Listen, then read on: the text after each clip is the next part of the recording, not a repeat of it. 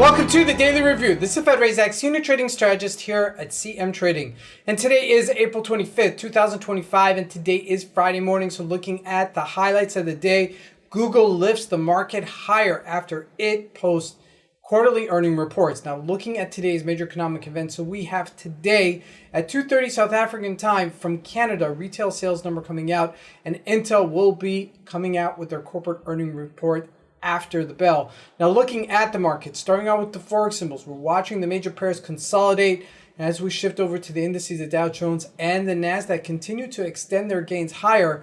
Now looking at commodities, gold sitting on support while oil really unchanged. And as we look at the stocks, yes, they did all go higher, but bank stock and bank sector very strong. And lastly, looking at cryptocurrencies, Bitcoin does it again, extending its gain over 10% this past week. So let's take a look at the markets and see what we can expect from today's trading.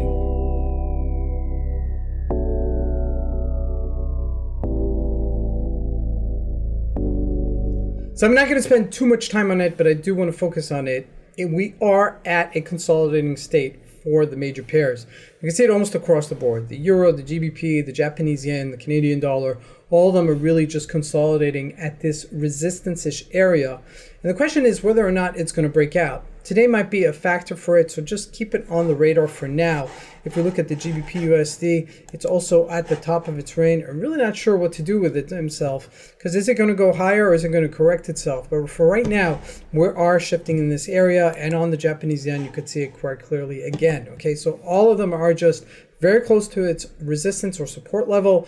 And the question is whether or not they're going to retrace or correct themselves, or they're going to make a breakout. Okay, and you're going to have to really keep an eye on what's happening in the U.S. markets to give us some sort of indication. Now, looking at just briefly the commodities before we get into the U.S. markets, gold sitting on supportish level at 3,300. Yes, it did retrace from its 34.97-ish level, all intents and purposes from 3,500. So we're about 200 points away from that.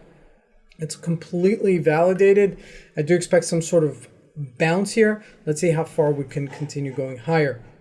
Now looking at the U.S. markets, all right, this is where it's mostly happening. The Dow Jones did gain, but not enough to really make it just spectacular. Okay, I would like for it to bounce above that 30-day moving average for there to be some sort of correction, okay?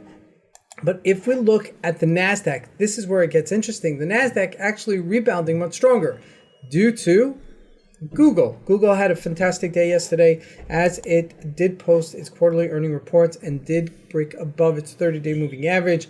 And as we continue into corporate earnings season, okay, which will continue into next week, I do expect things to make some sort of corrections. Now, Tesla did show that it was making less sales, okay, for its first quarter. I think it made like 409 automobile sales as opposed to 1,300 or 1,400, a big difference from last year in same quarter. However, you can see that stock's not going further down. So it must be that they have something in the pipeline that we're not really sure about. Because if it was the case that, Tesla was going to, reevaluate themselves, we would see ourselves much lower. So keep an eye on this, because this may still break out on the upside if we do see things in the pipeline actually unfolding to the positive for Tesla. Okay, this is the bread and butter of Elon Musk, and I don't think he wants to give it up so easily. So this is going to be something to look at moving forward. Amazon also moving to the upside. So all the major tech stocks did move to the upside. I'm not going to make it, but the bank stocks remain pretty strong. Wells Fargo actually increasing from week to week about 10%. So that's a pretty decent return there. And looking at JP Morgan also making its comeback at 244. We're still off of our major highs. I would have expected the Dow Jones to actually have a bigger gain because some of these bank stocks. Now, lastly, looking at Bitcoin, like a rock, okay, this was so important. This was such classic trading. I can't state it any simpler.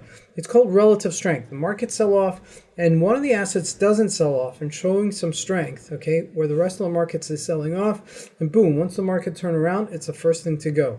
This was it. Bitcoin, an easy trade to the upside at 93K and a nice little pivot to the upside. The question is whether or not it's sustainable as we shift and we move ourselves away from this pivot upwards. Will we get a continuation for it? We'll get to know that after earning calls and see what the companies are finally coming up with. This is Razak. I want to wish you guys a great trading day and a beautiful weekend. Thank you.